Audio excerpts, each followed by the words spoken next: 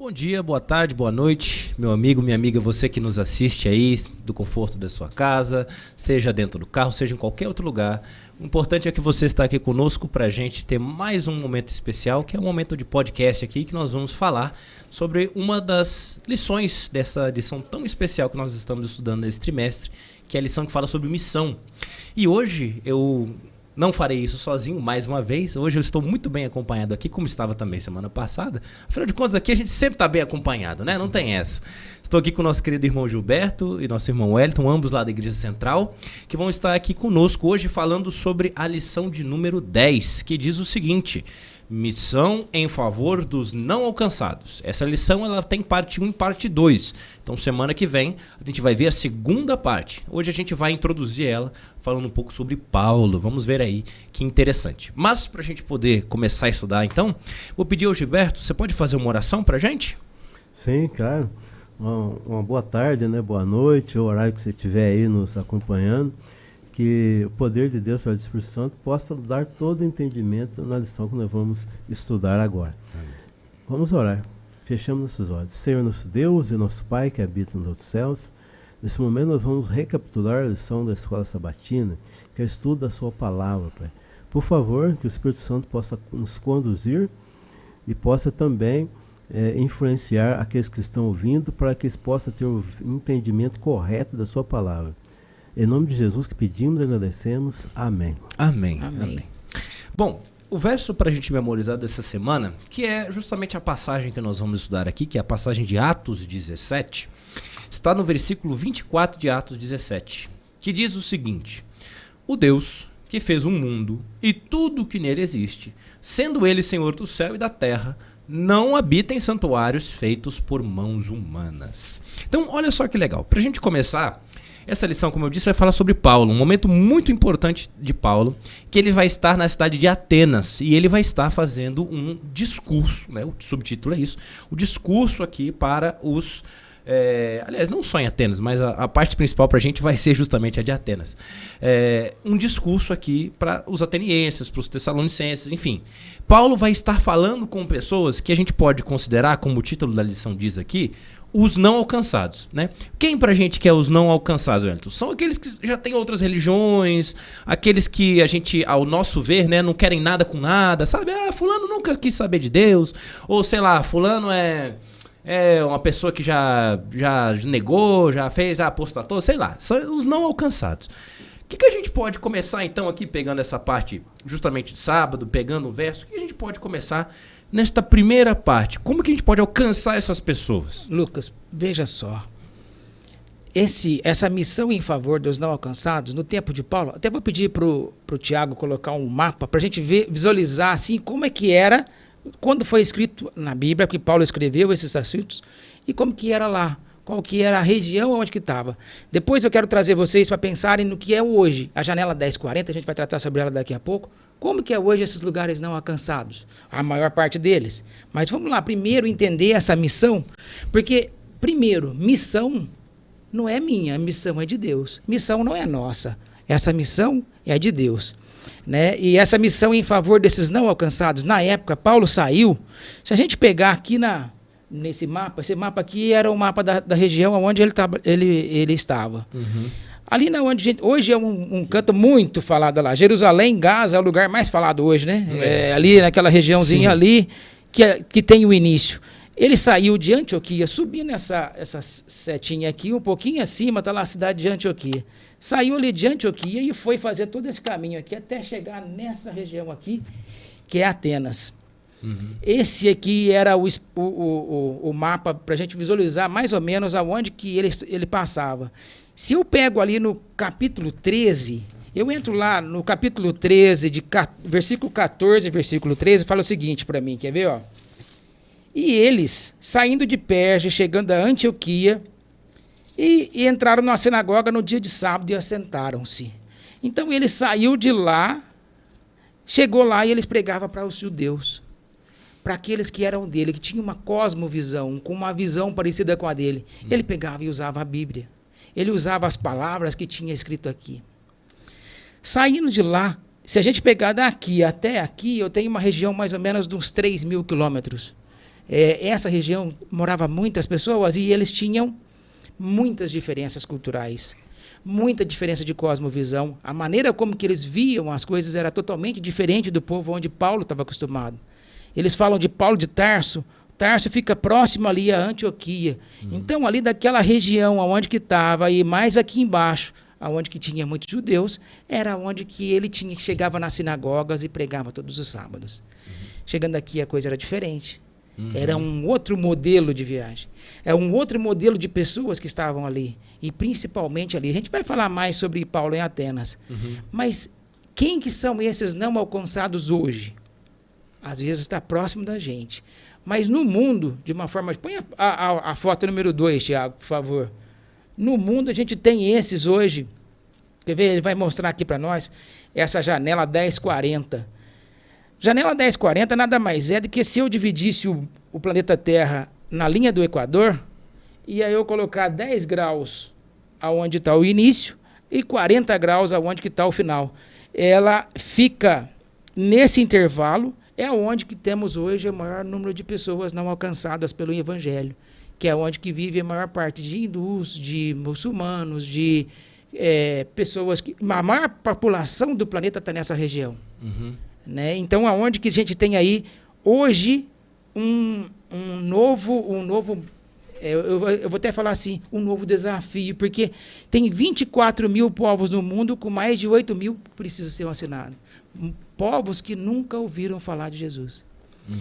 Povos que têm línguas lá, muitas delas nunca têm nenhuma parte, nenhum texto bíblico traduzido. Então, voltando nesse mesmo caminho aqui, a gente pensar o de hoje, que é essa 1040 do mundo atual, e a gente voltando para aquele modelo inicial que a gente está falando aqui, que é a missão em favor dos não alcançados, nós temos o trabalho de Paulo feito em Atenas, que foi um modelo para a gente hoje seguir. Como que ele agiu diante de pessoas que naquele momento seria totalmente impossível de ser alcançado, como que ele foi feito isso. Então é essa que agora a gente vai trabalhar, esse Paulo em Atenas, como é que foi. E aí eu queria saber, então, Gilberto, porque a partir de domingo e segunda ela vai começar a falar um pouco sobre isso, certo? Especialmente a partir aqui em Atos 17, a partir do versículo 16, Paulo ele vai estar numa situação que é o seguinte: Atenas durante muito tempo foi, digamos assim, o centro do conhecimento do mundo. Tanto que os romanos, agora no tempo de Paulo, boa parte da religiosidade, espiritualidade, tudo isso foi retirado dos gregos. E agora Paulo está num lugar que é um lugar extremamente religioso. Muitos deuses, cultos, templos, coisas desse tipo.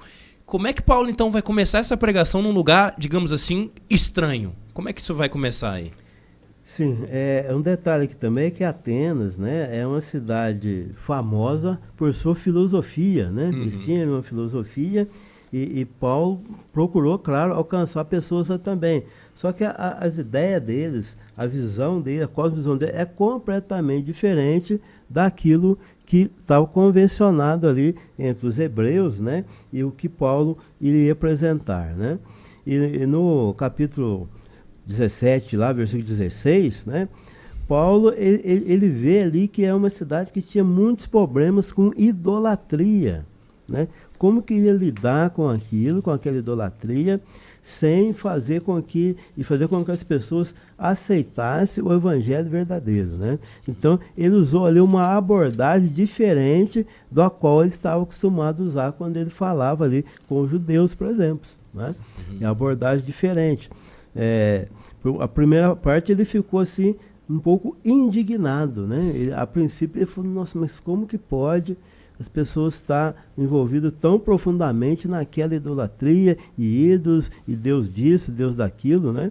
E como que eu vou apresentar um Deus verdadeiro para esse ponto? Então, essa foi a primeira questão, a primeira visão dele, né? O apóstolo teve compaixão dos atenienses. Ele viu que eles precisavam realmente ter essa visão do Deus verdadeiro, porque eles tinham fé, eles eram sinceros, mas de maneira errônea, de maneira errada. Então, esse foi o grande desafio de Paulo, como que ele ia fazer essa abordagem de maneira que não machucasse, né, que não ofendesse ali a questão espiritual de que eles acreditavam. Gilberto, você lembra que eu comecei a falar ali no mapa, na hora que a gente olhava, As pessoas que ouviam Paulo lá no começo daquelas cidades eram totalmente diferentes dessas de cá. Sim. Aqui em Atenas era outro tipo de público, era outro tipo de... Então, hoje a gente consegue andar em alguns lugares e visualizar ídolos, ou alguma coisa, idolatria e tal. Lá era diferente. Você até põe a próxima foto para você ter uma ideia. Ele falando com as pessoas, ele chamava a atenção de uma forma, chamava a atenção com aquelas pessoas que eram pessoas doutas, eles eram capazes, filósofos, eram pessoas que pensavam, faziam sobre pensamentos, tinha poder na sociedade, né? Então, algo totalmente inalcançado. E ali em Atenas ele encontrou esse cenário de uma cidade cheia de ídolos, cheia de muitos e muitos altares definidos a ídolos. E o Espírito Santo deixou ele uma pessoa assim, extremamente sensibilizada com aquilo, de que forma que ia passar isso agora. Essa é a missão dele. Uma coisa que eu acho legal também, vale a pena a gente comentar, é o seguinte, é claro que quem faz a pregação é o Espírito Santo, mas eu tenho uma convicção de que Paulo foi o escolhido para isso. Claro, tem toda uma questão histórica, a questão de que Paulo teve algumas dificuldades anteriormente com os próprios judeus, com os próprios hebreus e coisas desse tipo, mas Paulo era uma pessoa estudada, né? Será que, assim... Não vou falar que se fosse Pedro, por exemplo, que era um homem mais rude, digamos assim, né? Não daria certo, porque, como eu disse, é o Espírito Santo que faz. Mas acho que Paulo... não vou dizer que ele só conseguiu fazer por mérito dele, porque não é ele que faz, mas com certeza isso auxilia muito, né? Eu acho que uma das coisas que a gente tem que sempre levar em consideração quando vai pregar o evangelho, a gente tem que saber do que está falando, né? Sim, preparação, né? Isso chama preparação. Né? Aliás, a palavra de Deus fala, né, que nós temos que dar prova da fé que a gente tem. Qual que é o fundamento da fé que você tem? Então a gente mostra na palavra de Deus o fundamento. E o conhecimento, né, o adquirir o conhecimento através da leitura, de estudar a Bíblia, estudar o livro profético, sem dúvida nenhuma, nos ajuda em muito. Porque o Espírito Santo faz lembrar, né, aquelas passagens que você leu, aquelas passagens das profecias que você leu, no momento correto. Né? Agora, se você não tiver o conhecimento, fica mais difícil. Deus vai fazer você lembrar do quê? Se eu nunca li uma... Né? Aí é um pouco complicado. Além disso, ele não lembrava só daquilo que ele sabia, como vamos dizer assim, do que ele estava ensinando.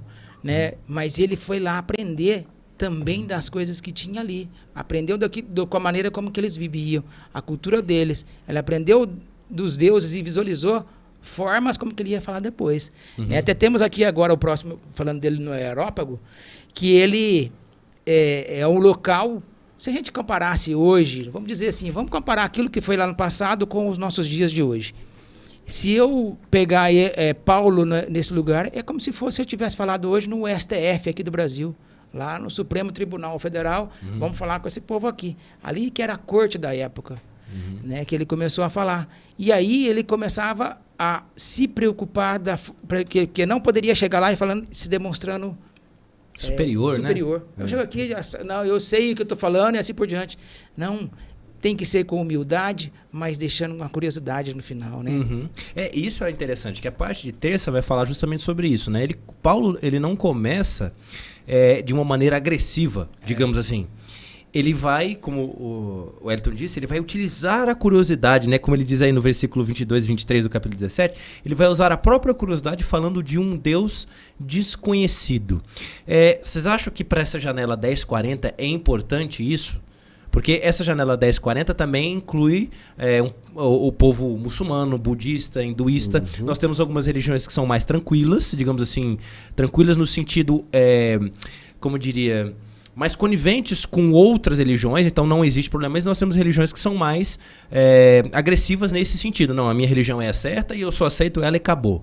Vocês acham que esse tipo de abordagem, uma abordagem que utiliza os próprios exemplos que a pessoa está acostumada, ela é mais eficaz? Não tenha dúvidas, né? Já imagina você chegar e falando na linguagem do próprio pessoa que está ouvindo.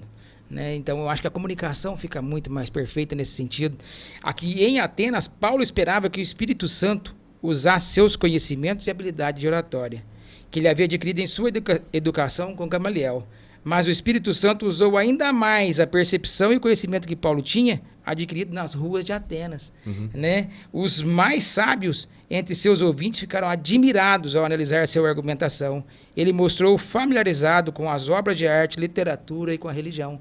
Hoje, eu estive há pouco tempo atrás, conheci um pouco dessa cultura. Eu passei na Ásia, ali na região do Oriente Médio, e se você visualizar que tipo de coisa, você tem muito a aprender com eles, porque são pessoas muito boas, pessoas que têm, mas que eles estão, como que eu vou falar isso? Muito arraigado naquilo que ele aprendeu dos seus pais, avós, e o que trouxe dele, ali que você tem. Você chegar lá e mostrando para ele uma mensagem, falando que isso aqui é diferente, tem que chegar e falando na língua deles, no modelo deles, e assim vai, né? É o tipo da... A abordagem, né? Da abordagem. Né? Seria uma nova abordagem, né? Diferente daquilo que ele estava acostumado a fazer quando falava com os judeus. Ou seja, ele tem a visão daquelas pessoas e vai até o conhecimento de como eles viam a questão de religiosidade, e ele vai trabalhar em cima daquilo de maneira que eles reconheçam o Deus verdadeiro, né? A questão aí do Deus desconhecido, né? Tinha lá uma estátua de Deus no desconhecido, ele acaba mostrando para ele que o Deus não é desconhecido. Na verdade, é o Deus criador dos céus e da terra, né? Essa colocação que ele pôs, usou o próprio argumento deles para eles entenderem, né, o que realmente é válido, é verdadeiro, né? Isso foi tremendo, a maneira com que ele usou essa informação a favor de mostrar a verdade. Sim. É o que nós devemos fazer. Isso é um grande exemplo para nós, né?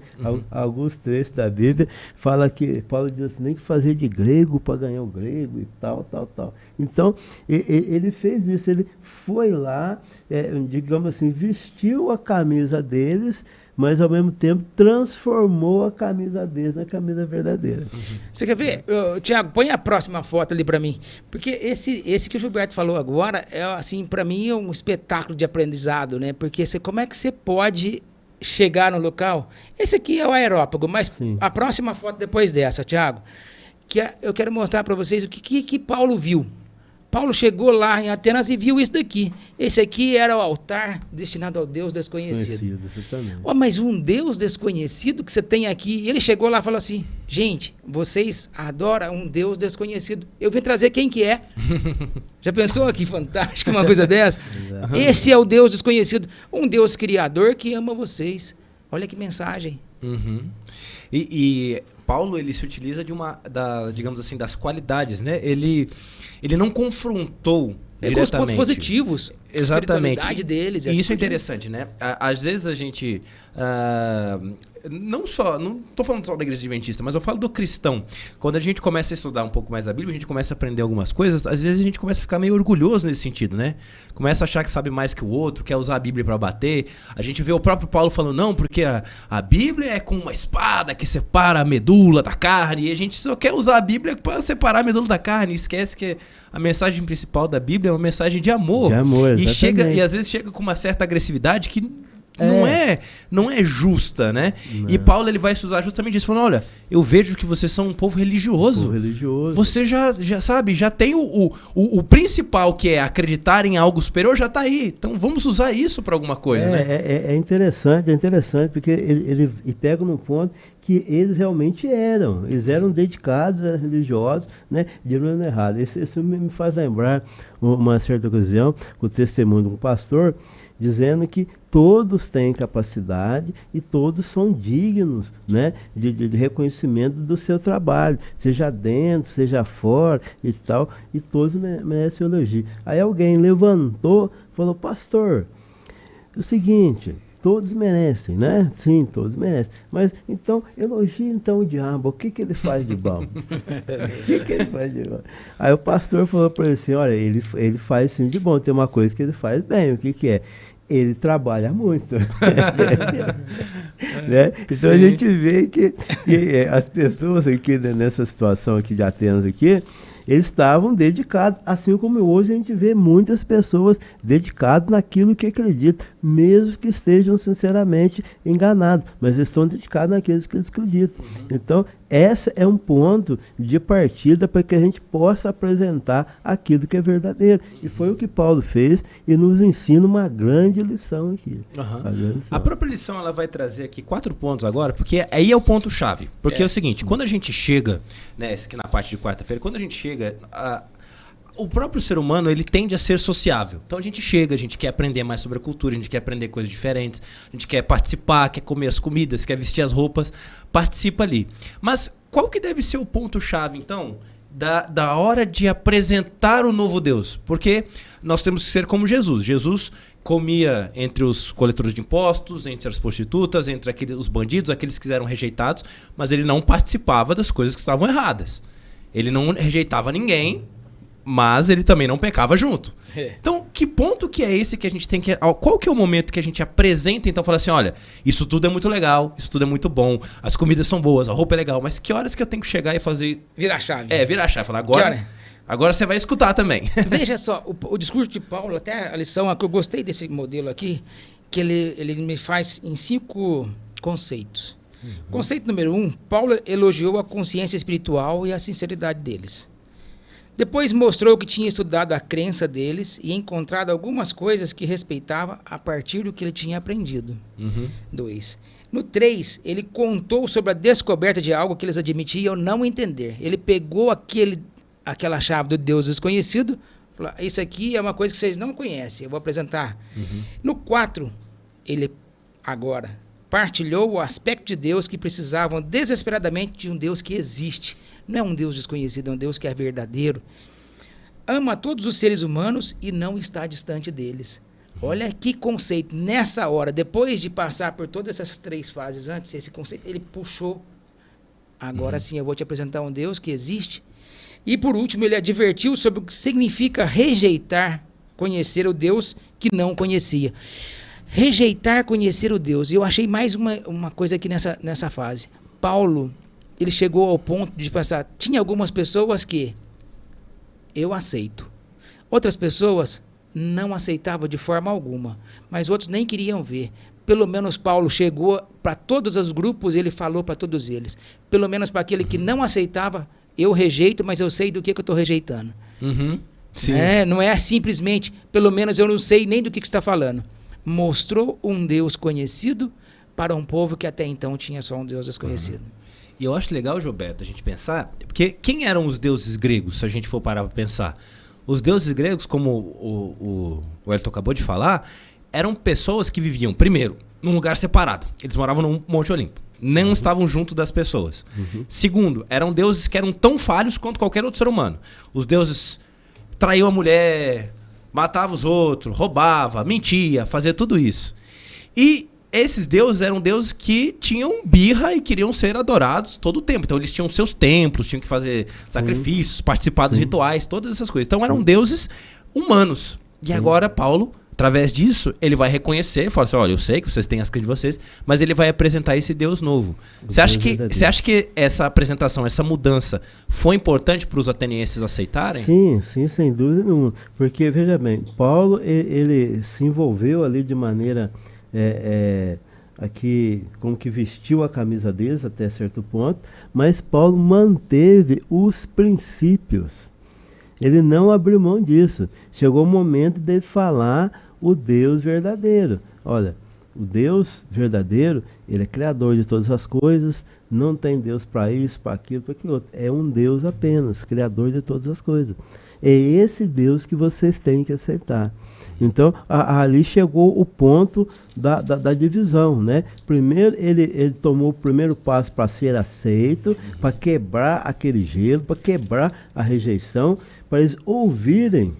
Ao ouvir, teve aí vários grupos, um que aceitou, outro que não quis ouvir e tal. Mas ele falou, ele teve a oportunidade de falar e mostrou o Deus verdadeiro. Aquela lição ainda fala que Paulo os levou o mais longe que pôde, com base no que sabia a respeito da crença dele, né? Se pôde levá-lo tão longe, estava fazendo um bom progresso. Então ele fez esse progresso e depois apresentou o Deus verdadeiro. Isso foi essencial para que alguns deles tomassem a decisão e aceitassem o Deus verdadeiro. Sim. Você vai ler um trecho? Eu queria ler esse pedacinho, porque eu achei tão bonito esse Paulo, o jeito que ele agiu. Está lá em Atos 17, versículo 22 até o 25. Ele fala assim, ó, estando Paulo no meio do Areópago, disse, varões atenienses, tudo que vos vejo, tanto supersticiosos, porque passando eu, vendo os vossos santuários, achei também um altar que estava escrito ao Deus desconhecido. Esse, pois, que é vos honrais, não o conhecendo, é o que eu vos anuncio. Esse Deus é o que eu anuncio. O Deus que fez o mundo e tudo que nele há, sendo Senhor do céu e da terra, não habita em templos feitos por mão de homens, nem tampouco é servido por mãos de homens, como que necessitando de alguma coisa, pois ele mesmo é quem dá toda a vida, respiração e todas as coisas. Que espetáculo, que forma de apresentar um Deus maravilhoso, sem ferir ninguém e ainda atiçando a curiosidade de todos. Aí explica muito pra gente hoje, puxando agora de novo para essa janela 1040, para esse hoje, a gente não está só com esses não alcançados, não é só lá nessa janela 10:40. Aqui, próximo da gente, hoje o secularismo, essas pessoas que não querem mais, não precisa, tem tudo. Eles têm dinheiro, eles têm tudo que precisa tem ali, não está precisando se encontrar, tem que encontrar uma forma de atingir esses que não estão alcançados. E eu acho interessante também porque o Brasil tem mais de 40 mil denominações, né? E para todas as denominações, todas as religiosidades que o Brasil tem, cada um acredita que a sua é a certa, né? Então são 40 mil dividindo o povo e cada um acredita que é só a sua e acabou. Então ninguém está disposto, às vezes, a cruzar essa barreira, cruzar essa linha para conversar com os outros, né? Para, vamos chegar estudar a Bíblia, vamos chegar num senso comum aqui, né? E aí, para a gente já ir se encaminhando pro final, a parte de quinta e a parte de sexta vão falar sobre uma coisa interessante. Vamos comentar aqui sobre alguns filósofos, né? O título, inclusive, chama Cruzando uma Linha. Mas eles vão comentar sobre os filósofos. Porque a Grécia, como a gente viu no começo, era um país de filosofia, de estudos. Ao mesmo tempo que era um país muito forte militarmente, também tinha uma parte filosófica religiosa muito forte. E foram lá que surgiram filósofos que a gente conhece até hoje. Sim. Então, Aristóteles, filósofos e matemáticos e cientistas que são, né? Então, Aristóteles é de lá, Sócrates é de lá, Platão é de lá, Leucipo, Demócrito, enfim, tem muitas pessoas. Só que, ao mesmo tempo que Paulo estava lá para né, pregar o evangelho, Paulo também tinha que ser inteligente. Porque já tinha, há uns 300 anos antes de Paulo, teve um outro filósofo que também era muito inteligente, chamava Sócrates, que morreu por causa das filosofias dele. Sócrates pregando, porque Sócrates começou, com a filosofia, ele começou a ver, peraí, esses deuses aqui estão muito parecidos com a gente, talvez não sejam tão deuses assim. Levou ao final, inclusive tem um quadro muito famoso, que é Sócrates com o dedo levantado, dando a sua última aula preso, ele está amarrado amarrado não, né? Ele está preso por correntes e ele está recebendo um cálice envenenado, porque ele ia tomar o cálice e morrer, essa foi a pena dele. Então Paulo provavelmente conhecia essa história, porque Paulo era um estudioso. Sim. Então, eu queria finalizar com vocês falando justamente sobre isso, que é o seguinte, ao mesmo tempo que nós sabemos que vamos ter dificuldades a pregar a missão, nós sabemos que muitas vezes, especialmente nessa janela 10:40, nós vamos encontrar mais dificuldades do que pregar aqui no Brasil, por exemplo, que é um país livre nesse sentido. Talvez a gente possa, às vezes, até encontrar problemas, mesmo aqui no Brasil, quanto mais lá, que às vezes vão contra as nossas, digamos assim, a nossa integridade física. Nós vamos ter dor de cabeça, dificuldade, engolir sapo, coisas desse tipo. Mas, para finalizar, como é que a gente leva esta missão, então, verdadeiramente a estas pessoas? Seja aqui no Brasil, seja na janela 10:40, seja, às vezes, até lá no berço da igreja mesmo, nos Estados Unidos, que era para ser um país fortemente religioso, firmado aí no protestantismo. Como é que a gente faz, então, para finalizar nesse sentido, usando a inteligência, os métodos que Paulo usou? Olha, eu vejo da seguinte forma. Primeira coisa que eu preciso entender, que a missão não é nossa. A missão é de um Deus que é poderoso e vai, com o Espírito Santo, habilitar aquilo que se deixar ser usado. Então, acho que o primeiro ponto é esse. E eu preciso conhecer, como Paulo fez, conhecer melhor esse Deus. Se eu conheço melhor esse Deus, eu vou ter muito mais sucesso, o Espírito Santo vai ter muito mais sucesso me utilizando dessa forma, Uhum. né, a cada um de nós que aqui está. Então eu acho que de primeira mão é conhecer melhor o Deus da missão. Uhum. Realmente, a gente vê aqui que Paulo, ele lá no versículo 34, né, ele consegue alcançar alguns. Gostaria de ler aqui o versículo 34, Pode ler. 17, 34. Houve, porém, alguns homens que se agregaram a ele e creram. Entre eles estava Dionísio, o Areopagita, uma mulher chamada Damares, e com eles outros mais. Aqui Paulo ele já começou a falar aí, antes dessa decisão deles aqui, sobre Jesus Cristo. Só um detalhe, Sim. para não perder o raciocínio, mas a Areopagita era o filósofo que ficava lá no Areópago Sim. falando sobre os Sim. deuses, sobre Sim. as teorias. Então ele conseguiu alcançar mesmo dos mais altos Sim. escalões, digamos assim, Sim. né? Ele falou sobre Jesus Cristo, sobre a ressurreição de Jesus Cristo. A gente lá do versículo 24 e 34, e a gente falando de Jesus Cristo. Quando se fala de Jesus Cristo, muda tudo.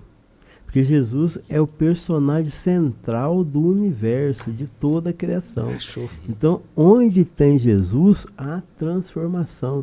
O próprio Paulo aí que está falando, ele teve encontro com quem? Com Jesus para estar ali, né? Ele foi preparado pelo próprio Cristo. Então, quando se fala em Jesus, a situação muda.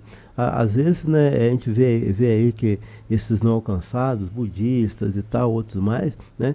Quando tiverem a oportunidade de ouvir sobre Jesus Cristo, com certeza vai acontecer a mesma coisa. Alguns vão aceitar. Não são todos, porque biblicamente não são todos que vão aceitar. Nem mesmo, dentro da né? própria igreja Nem todos dentro- vão aceitar. Exatamente. Então, alguns vão ter a oportunidade de aceitar, mas todos irão conhecer.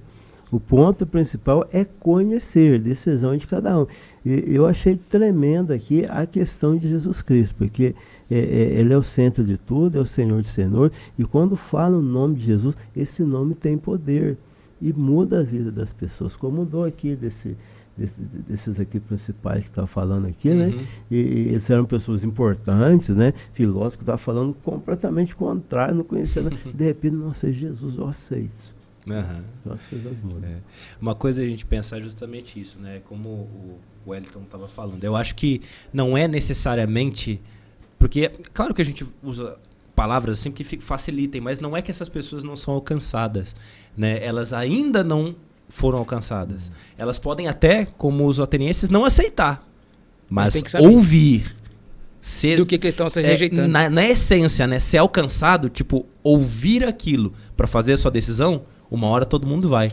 Foi essa a condição que o próprio Jesus colocou, né? E olha- O fim vai vir só quando todo mundo tiver tido a sua oportunidade de dizer sim ou não, né? Eu vou falar uma coisa bem polêmica aqui agora, mas infelizmente os cristãos não são muito bem aceitos nesses países, nesses lugares. Não é por causa de Jesus, não. É por causa, às vezes, dos próprios cristãos mesmo. Sim. Né? Então, tem que pensar bem aqui o formato, deixar conhecer bem e refletir o caráter dele. E realmente Deus dá a oportunidade, né? Paulo, que quando ele fala aqui no versículo 31, né? 30, aliás, ele ainda fala para eles: ora, não levou Deus o tempo da ignorância, agora, porém, notifica a todos os homens em toda parte que se arrependam. Ou seja, ele mostra o caminho para eles, ele fala para eles, para todos aqueles que ouvirem a palavra, né? Que tenham a oportunidade ainda de alterar. Uma coisa interessante que o Ed falou, isso é a questão dos cristãos, né? Que às vezes acaba escandalizando, servindo de pedra de tropeço. Isso é uma responsabilidade muito grande que cada um de nós temos, né? De ter um bom testemunho para que as pessoas possam acreditar que Deus pode fazer alguma coisa. Porque a primeira coisa que as pessoas veem é o cristão, né? Eu fico admirado daquela passagem, vou falar rapidamente, porque o tempo está acabando, né? Aquela passagem de Pedro, quando Pedro nega Jesus 3 vezes, né? Ele nega Jesus a primeira vez e alguém fala: não, mas você é cristão, você estava com... Não, eu não estava com Cristo. Vem uma segunda pessoa: não, você estava com Cristo. Não estava. Vem uma terceira: mas o seu jeito de falar, o seu jeito de vestir, o seu jeito de andar, você é cristão. E ele veementemente negou e praguejou. E hoje? Hoje muitas vezes está acontecendo o contrário. Eu estou falando, você é cristão? Sou cristão, assim. Não brinca. Sou. Né? Mas faz o que faz e é cristão? Você tá entendendo? Então a gente tem que estar atento para isso, né? Não deixar essas coisas reverter o testemunho verdadeiro. Porque o cristão, ele tem um testemunho diferente, porque ele tem um jeito... Tem conversas que ele não participa, alimentação que ele não participa. Então, ele tem que ser o mesmo em todos os lugares, na faculdade, na escola, no trabalho, em todos os lugares, né? Principalmente dentro de casa. Né? É verdade. Tem que ter um cristão verdadeiro. Então, o testemunho fala muito. E Paulo aqui, nessa lição, ele nos ensina, né? Nos dá uma lição aí de como abordar pessoas de outras denominações com respeito a crença que eles têm até aquele momento. Eles têm que saber respeitar e usar o que eles acreditam a favor da mensagem de Deus. É como Ellen White fala, e a própria Bíblia fala, é pregar com inteligência. Exatamente. Né? Pregar com inteligência. Exatamente. Queridos, infelizmente nosso tempo já acabou, se pudesse a gente ainda ficaria aqui muito tempo, né? Com tantas imagens, tem tanta coisa que a gente quer falar, né, Wellington, mas não dá tempo, porque senão a gente fica aqui por horas. Mas eu espero que vocês todos tenham tido um momento agradável, você que está em casa nos assistindo também.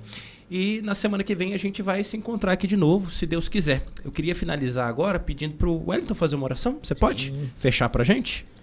Santo Deus e Pai que estás nos céus, obrigado, Senhor, pela sua presença em nosso meio, pelos seus cuidados, pela sua proteção. Amém. Te peço que as pessoas não alcançadas e a cada um de nós possamos refletir o seu caráter e um dia estar todos no céu contigo. Amém. Perdoa os nossos pecados em nome de Jesus. Amém. Amém. Amém. A todos, tchau, tchau.